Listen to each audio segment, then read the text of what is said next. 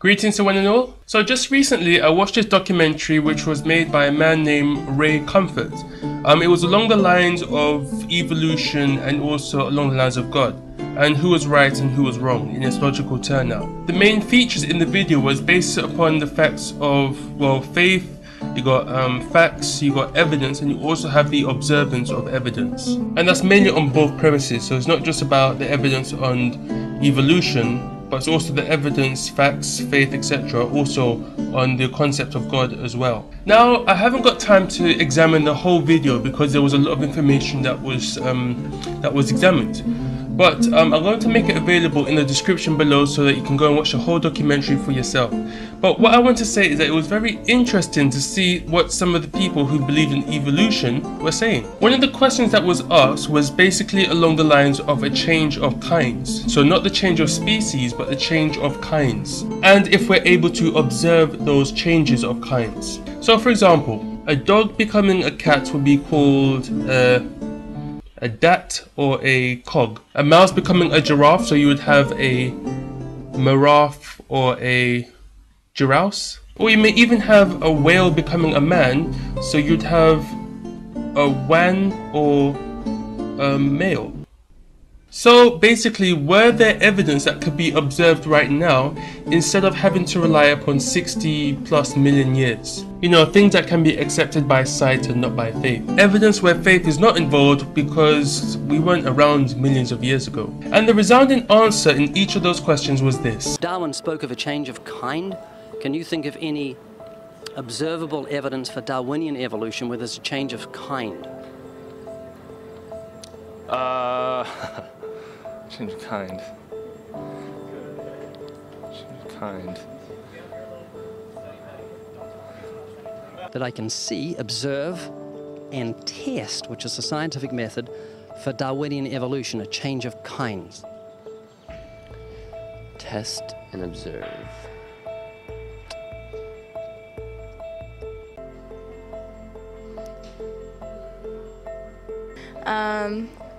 So you want the evidence of it? I would say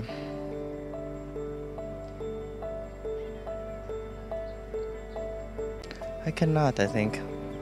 Now, what I find interesting is this. As many of you may have wildly guessed, I am indeed a Christian. And as a Christian, I've been told many times that I'm either brainwashed or I believe in illusion. And some other nice gestures like, hey bro, guess what? God isn't real. Delusional nitwit. Now, the people who have said that I'm brainwashed are typically the people that you've seen in this video. People who can't really observe the things that they believe in, yet conclude that Christians are brainwashed because of the word faith. But notice some of the comments that were said in the video. Something I have to accept by faith. I want it to be observable. Observable evidence. Well, I mean, if you're just asking me here on the street, there's not really much I can tell you in terms of observable evidence. Like, we would have to really examine existing data to draw conclusions of our own. I would have to have faith then. We would have to have some amount of faith. I'm going to trust what those experts did. Can you think of any observable evidence for Darwinian evolution, a change of kinds? I haven't seen it myself, but I believe what the textbooks tell me about it, so. You've got faith in the experts? I have faith in the experts, yeah. I guess similar to how religious people have faith that God actually exists, I have faith in the experts knowing what they're talking about. To be honest, that sounds like a contradiction. But what I want to do is show some evidence on the basis of believing in God. Because according to some of the comments, I'm a deluded nitwit. Because typically I've been asked, where is the evidence? So what we're going to do right now, we're going to see the concept of God on the basis of faith, fact, evidence, and something that can't be done by the theory of evolution, the observance of evidence. So let's start with faith. According to the Bible, this is the definition of faith. Now, faith is the substance of things hoped for, the evidence of things not seen. So this is what the Bible says about faith, while the atheist or people who believe in evolution, they say this. But every single one of them believes in this heaven on the basis of faith, and faith by definition is believing in things without evidence, and personally I don't do that because I'm not an idiot. Okay, but if we look at the verse carefully, it's not excluding evidence. Why? Well, if you look at the rest of the chapter in Hebrews 11, it gives clear practical examples of the verse that we've just read. It speaks of people like Abraham, who left his home by faith. Also, Abel and Cain, Abel offered up a better sacrifice than his brother Cain. And also other people like Rahab of Jericho, who protected her own enemies because she knew what Israel was capable of.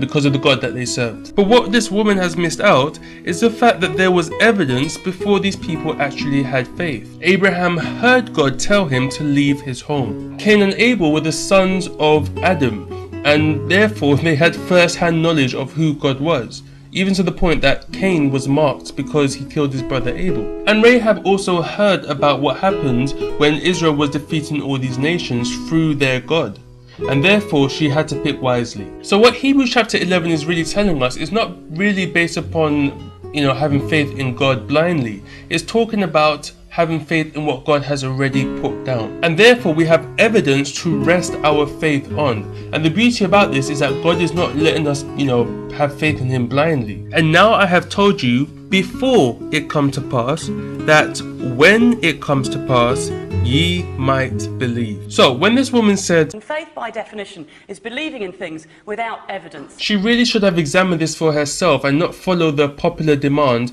which is quite common. So we can see that faith is not a basis of just believing things without evidence, but the thing about it is that we have something to rest our faith on. Okay, so what about the facts? Well, there's too much. We have the Dead Sea Scrolls, the reigns of the kings in history which validate what the Bible is actually saying because history backs this up. Well-known kings like Nebuchadnezzar, Alexander the Great, King Artaxerxes, etc. You just have to go to the British Museum and you see everything unfold. Everything in the Bible is listed as it is, even in the British museums. And it's even interesting that archaeologists, well-known archaeologists, have actually used the Bible to find these places. And lastly, you have pagan, secular, and also religious sources that actually validate that Jesus Christ actually was here. And not only just, being here, but it actually validates the time that the prophecy said Jesus would actually come. So these facts in itself are just showing, plain evidence. There's also a lot more, but this is just because of time. I'm just trying to, use what I can. And that leads to our next point, which is evidence. Okay, so what about the evidence of God? We've seen faith and we've seen facts, but what about the evidence of God? Well, we're going to see that in part 2.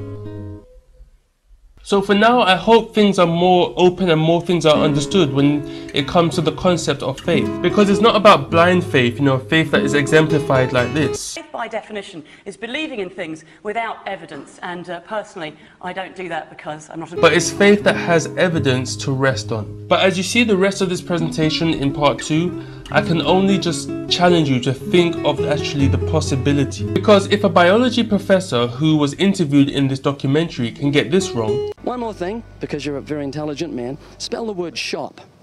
Shop? Like S-H-O-P? S-H-O-P? What do you do when you come to a green light? You stop. Green light. Green light. Oh.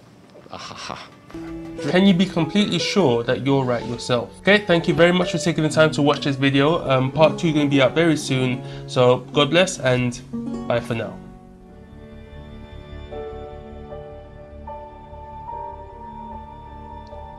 The entertainment industry is a multi-billion-dollar-a-year industry, reaching viewers from all ages, genders, races, locations, and classes of people. Entertainment is seen in all its forms, from the dancer in the street to the blogger on the internet. Whatever the case may be, entertainment is a way of life. Now, in our previous video, we went through the understanding on what entertainment was all about. We saw that it's not just a simple case of being entertained under amusement, fun, jokes, games, and also watching movies.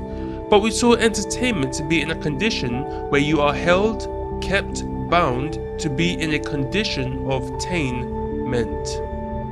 So just like a fish held and captured in a net based on the drawing of bait, what bait is used to draw people into this form of tainment? And why did God inspire the Apostle Paul, who said in Romans chapter 12 verse 2, "Be transformed by the renewing of your mind"? And most importantly, what is entertainment's part to play in these last days? Let's find out in part 2 of our documentary, The Doctrines of Entertainment.